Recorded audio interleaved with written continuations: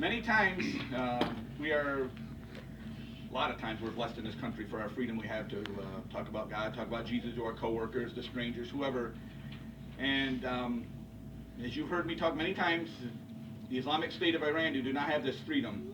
On January 12th, you'll read in your little flyer here, what struck me about this story was, first of all, the people in this day and age in Iran, with all the conflict and everything that's going on, are still willing to go out on the street to talk to others about Jesus Christ because they know it's a prison sentence for them.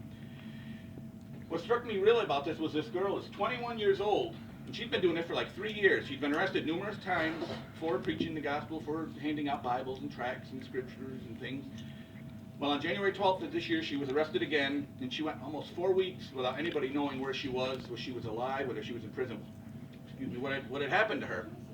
And it came out this week that they were finally told where she was taken. She was taken to a place in prison. Now, Evin prison is the most popular, most horrific, I say popular, it's the most famous prison in Iran. But she was taken to another prison this time, Quarchak prison, which is a women's prison. And you say, oh, she's in prison with other women. Well, it's a horrible, unfortunately, the guards are all men.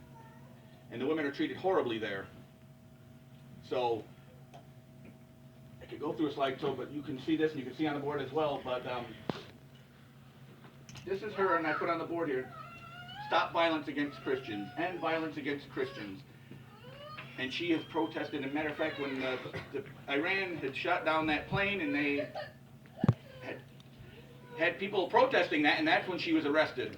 She was out there protesting this and saying, this is wrong of our government to do, this is wrong, and she was arrested at that point. Now, my thinking is, this is the prison here where she was taken. Just this week, the International Day of Prayer breakfast that the President spoke at, actually mentioned her, he mentioned her by name, Mary. Her real name is Fatemeh Mohammadi, and when she became a Christian, she changed it to Mary. She called herself Mary. But he made a mention of that woman, that girl who was in prison because of her faith.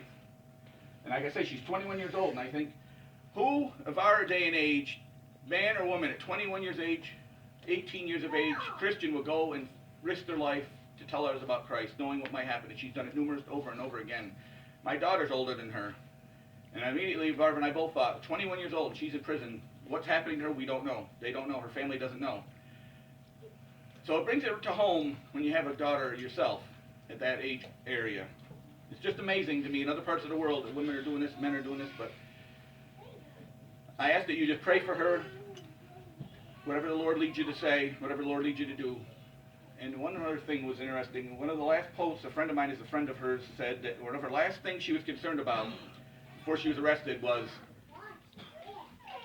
Netflix is producing a new series about Jesus, about a homosexual Jesus, and she wanted to know what the Western Church thought of that. What they thought that would, was that something that was accepted, and, she has no idea what Western culture is like. And made you think, wow, she's concerned about that in Iran. What is going on here? And she prays for us.